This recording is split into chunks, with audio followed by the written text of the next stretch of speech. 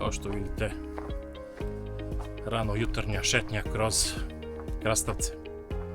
Pravo uživanje od letnjih vrućina.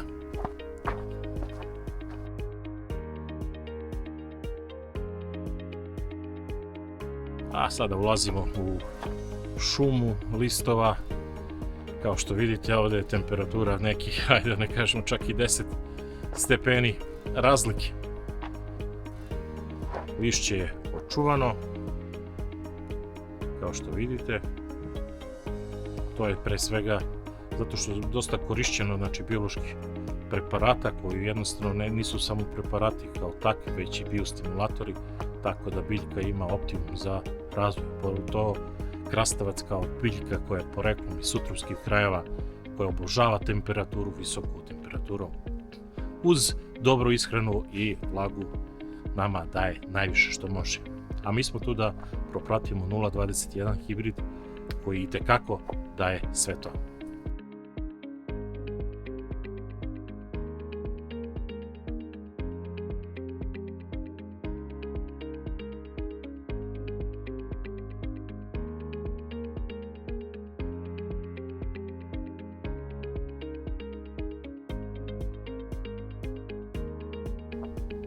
Pa da vidimo šta taj hibrid može.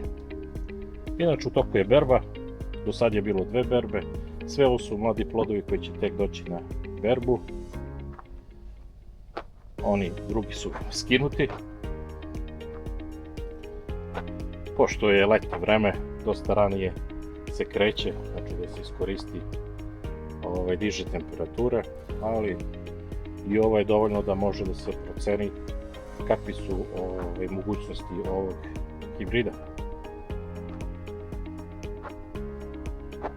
Pravilni plodovi, veličine negde oko 19 do 20 cm u punoj veličini, baš kao za pijacu.